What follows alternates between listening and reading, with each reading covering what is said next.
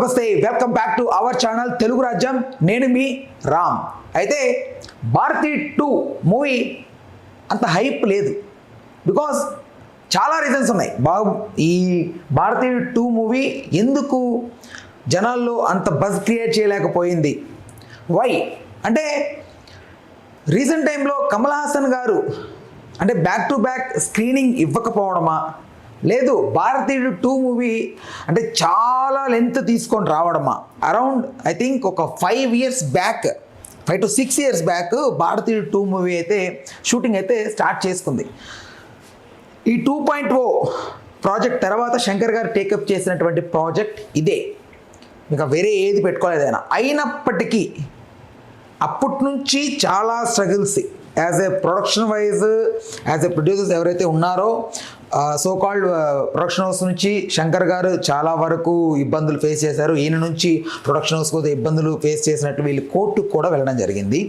అయితే ఎట్టకేలకు భారతి 2 మూవీ రానుంది July 12th. అయితే ఇంత లాంగ్ గ్యాప్ ఎందుకు క్రియేట్ అయింది?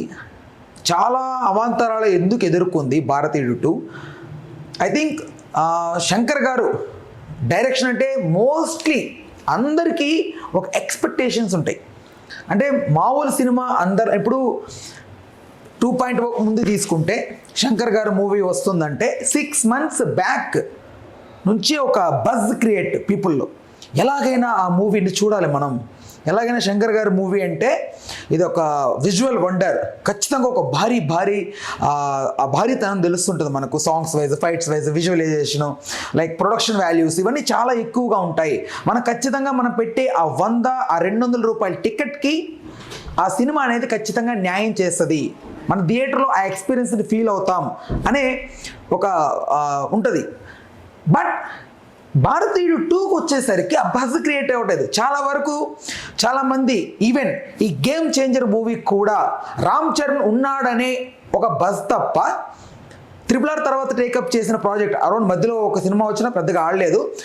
తర్వాత రాబోతున్నటువంటి మూవీ ఒక భారీ చిత్రం అనే ఒక ఎక్స్పెక్టేషన్ తప్ప గేమ్ చేంజర్ కూడా శంకర్ గారి తరపు నుంచి తెలుగులో ఎలాంటి మార్కెట్ లేదు. ఇది క్లియర్ కట్గా ఒప్పుకోకపోయినా దీనికి మెయిన్ రామ్ చరణ్ గారే రీజన్. గేమ్ చేంజర్లో బజ్ ఉందంటే. అలాగే భారతి 2 మూవీ 1996లో వచ్చింది. అప్పటికే 1918లో పుట్టారు. అక్కడి నుంచి ఎవరైతే ఈ ముసలి కమల్ హాసన్ ఉంటారో సేనాపతి, ఆయన వయస్సు ఆ మూవీ రిలీజ్ అయ్యే టయానికి 1996కి ఆయనకి చాలా వయసు ఉన్నట్టు తెలుస్తుంది మనకు. నియర్లీ అప్రాక్సిమేట్లీ ఐ థింక్ ఒక 68 years ఉన్నట్టు వ్యక్తిగా చూపెట్టారు. బట్ ఇప్పుడు భారతీయుడు వస్తున్నాడు అంటే 1996కి 2016కి ఇక్కడికే అరౌండ్ 100 years కంప్లీట్ అయింది.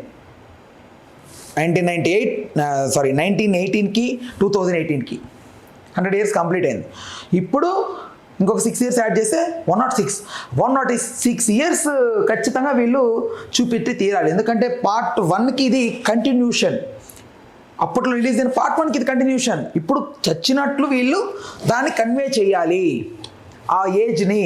బట్ ఆ ఏజ్లో చూపెట్టేటప్పుడు, ఎందుకంటే శంకర్ గారి విజువలైజేషన్ ఎలా ఉంటుంది నౌడేస్, అప్పట్లో కథ చూపెట్టడం అంటే ఆయన ఒక కొత్త తరహా కథ తీసుకొచ్చాడు తప్ప విజువల్ పరంగా పెద్దగా ఏం లేదు. బట్ ఇక్కడ చూస్తే ఆ ట్రైలర్ చూస్తే మనకు చాలా క్లియర్గా తెలుస్తోంది ఏంటి, ఇది ఒక విజువల్ వండర్ లాగే ఉండబోతోంది అని. అంటే కొన్ని షార్ట్స్ కానీ, కొన్ని చూపెట్టే ప్రజెంటేషన్ కానీ ఇవంతా కూడా మనకు తెలుస్తుంది. But at the same time అతని ఏజ్ కూడా గుర్తుపెట్టుకొని ఉండాలి. ఈ ఏజ్లో అంటే నియర్లీ 106 సంవత్సరాల వ్యక్తి కమ్బ్యాక్ ఇండియన్ అని వీళ్ళందరూ ఆ ట్రైలర్లో చూపెడుతున్నట్టు. అంటే కమ్బ్యాక్ ఇండియన్ అంటే ఇండియన్ని తిరిగి రప్పించాలి, ఇండియన్ తిరిగి రావాలి, ఈ సమస్యలకు ఆయనే పరిష్కారం అందిస్తాడనేంత పెద్ద సమస్య సినిమాలో ఏముంటుందా అని నాకైతే ఒక క్యూరియాసిటీ ఉంది. బట్ పీపుల్కి ఆ క్యూరియాసిటీ మూవీలో చూస్తే అది నిజంగా వర్త, ఇండియన్ నిజంగా ఈ సేనాధిపతి మళ్ళీ తిరిగి వచ్చితే తప్ప ఆ మూవీలో ఉన్నటువంటి ఏదైతే వాళ్ళు చూపెట్టబడుతున్నట్టు ఆ సమస్య ఏదైతే ఉంటుందో అంత పెద్ద సమస్యకి ఆయన రావాలని చూపెట్టాలంటే దేర్ ఇస్ ఎ బ్యాలెన్స్, ఖచ్చితంగా బ్యాలెన్స్ ఉండాలి. అప్పుడే ఖచ్చితంగా వాళ్ళు కోరుకున్న దానికి, ఆడియన్స్ చూస్తున్న దానికి సింక్ అవుతుంది. అయితే ఇక్కడ తప్పనిసరిగా మనం మాట్లాడుకోవాల్సిన విషయం కమల్ హాసన్ గారి గురించి. కమల్ హాసన్ గారు విక్రమ్ 2 ముందు వరకు కమల్ హాసన్ గారు is a great legendary actor. అంటే ఒక ఇండియా మొత్తం గర్వించదగ్గ ఒక నటుడు. సో ఎన్నో పేర్లు ఉన్నాయి ఆయనకి. అయితే ఎంత పేరున్నప్పటికీ ఆయన మూవీకంటూ ఒక బస్ క్రియేట్ అవ్వదు. విక్రమ్ తర్వాత నుంచి క్రియేట్ అవుతూ వచ్చింది అది. Vikram movie nearly 500 to 600 crores create చేయడం, it's a part of LCU. అందులో ఈయన ఉండడం, దానికి లియో మూవీ తోడవడం, ఆ తర్వాత నుంచి కమల్ హాసన్ గారు ఇప్పుడు యంగ్ జనరేషన్కి కనెక్ట్ అవ్వడం స్టార్ట్ అయ్యారు, లైక్ బాలేబాబు లాగా. అయితే అట్లా కనెక్ట్ అవుతున్నప్పటికీ మనం యాక్సెప్ట్ చేయాల్సిన విషయం, కమల్ హాసన్ గారు ఏజ్డ్. ఆయన ఎన్ని ఫైట్స్ చేసినా, అంటే మోస్ట్లీ ఇప్పుడు యంగర్ జనరేషన్లో హీరోస్ ఉన్నట్టు ఫైట్ చేస్తే అది అంత అతకదు. ఇంకొకటి, హీరోయిన్స్తో రొమాన్స్ చేస్తే బాగోదు. ఇవన్నీ చాలా మైనస్లు ఉంటాయి ఏజ్ పెరిగే కొద్దీ. లైక్ ఇన్ని ఉన్నా ఆయన కొన్ని వర్సటైల్ క్యారెక్టర్స్ ఉన్న కొన్ని మూవీస్ని సెలెక్ట్ చేసుకొని ఆయనదంటూ ఒకటి పెట్టారు. లైక్ రీసెంట్ టైంలో వచ్చిన కల్కి. ఇప్పుడు కల్కి గురించి ఎందుకు మాట్లాడుతున్నానంటే, కల్కి మూవీ కూడా ఈ భారతీయుడు మూవీకి ఒక రకమైనటువంటి ప్రమోషన్ అందించింది. ఎలాగో చెప్తాను వినండి. భారతీయుడు 2 మూవీ ఇప్పటివరకు బజ్ లేదు. ఇప్పుడు కొంతవరకు ఎందుకు బజ్ వస్తుందంటే, బికాజ్ ఆఫ్ కొంతవరకు బజ్ అవడానికి కారణం కమల్ హాసన్ గారి గురించి మనం ఎందుకు మాట్లాడుకుంటున్నాం? బికాజ్ ఆఫ్ కల్కిలో ఆయన చేసినటువంటి యాస్కిన్ రోల్. ఆ రోల్ వల్ల కమల్ హాసన్ గారు లాస్ట్లో ఆయన చూపెట్టినటువంటి ఆ డైలాగ్ వల్ల అండ్ కల్కి మూవీ రావడం వల్ల కమల్ హాసన్ గారి గురించి మోస్ట్ ఆఫ్ ది పీపుల్ మాట్లాడుకుంటున్నారు అందరూ. అలా మాట్లాడుకోవడం వల్ల ఒక బజ్ క్రియేట్ అయింది ఆయన గురించి, రైట్. సో అలా క్రియేట్ అవ్వడం వల్ల ఆయన చాలా వరకు ప్రెస్ మీట్స్ కల్కిలో అటెండ్ అవ్వడం, ఇట్లా ఉండడం, కల్కి మూవీ రావడం, బ్లాక్ బస్టర్ అవ్వడం, 1000 crores నియర్గా ఉండడం. ఆయన అందులో కమల్ హాసన్ గారు చేసినటువంటి ఆ క్యారెక్టర్, సుప్రీం యాస్కిన్ క్యారెక్టర్, ముసలి టైప్లో ఉండడం, ఆ ఫేస్, ఇదంతా కమల్ హాసన్ గారికి మళ్ళీ స్ట్రెంగ్త్ పెంచింది. ఆడియన్ని థియేటర్కి పంపించడానికి ఒక స్ట్రెంగ్త్ పెరిగింది. ఆ స్ట్రెంగ్త్ పెరగడం వల్ల ఈ రోజున ఈ మూవీకి దాని తాలూకు ఆ బలం చేకూరి ఇండియన్ 2కి ఒక వెలుగునిచ్చింది. ఇప్పుడు ఏదన్నా ఉంది దీనికి ప్రమోషనల్ వైజ్ అంటే ఇదే. అండ్ సెకండ్ థింగ్, ఈ శంకర్ గారు ఎంత జీనియస్ అంటే మనందరికీ తెలుసు. ఆబ్వియస్గా ఇండియా ఫస్ట్ అందరూ మన తెలుగు వారికి గర్వించదగ్గ డైరెక్టర్ రాజమౌళి అయినప్పటికీ ఇండియా గర్వించదగ్గ డైరెక్టర్ శంకర్. 100% ఈ రోజుటికి ఎవరినైనా హానెస్ట్గా ఆన్సర్ చెప్పండి, రాజమౌళియా శంకర్ అంటే శంకరే అంటారు. శంకర్కి అంత విజన్ ఉంది, అంత క్లియర్గా విఎఫ్ఎక్స్ని వాడగలడు, అంత గ్రాఫిక్ వర్క్, అంత మైండ్ పెట్టి చేయగలడు. ఇప్పుడు ది బిగ్గెస్ట్ టాస్క్ ఏంటంటే 3 movies శంకర్ ముందున్నాయి. నియర్లీ 5 years బ్యాక్ స్టార్ట్ చేసినటువంటి ఇండియన్ 2తో పాటు ఇండియన్ 3 కూడా ఎట్ ఏ టైం షూట్ చేశారంట. ఇది హైలైట్. ఇది ఎవ్వరికీ తెలియదు. మోస్ట్లీ ఎవ్వరికి దీని గురించి ఒక చిన్న హింట్ కూడా ఇవ్వలేదు. అసలు ఇలా ఉంటుందని ఎవడు ఊహించలేదు. బట్ నాకు ట్రైలర్ చూస్తున్నప్పుడు నాకు ఒకటైతే అనిపించింది, ట్రైలర్లో ఇన్ని షార్ట్స్ పెట్టారు కదా, ఇన్ని షార్ట్స్ పెట్టినప్పటికీ ఆ షార్ట్స్ అన్నీ ఈ మూవీలో ఉండదు.